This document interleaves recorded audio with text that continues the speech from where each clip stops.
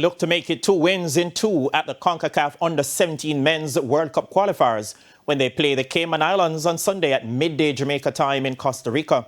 The Jamaicans are currently sitting second in Group G behind Canada after goals from Kelvin Brown, Kenoy Banton and Jamari Nolan carried them to a comfortable 3-0 win over Aruba in their opening match on Friday.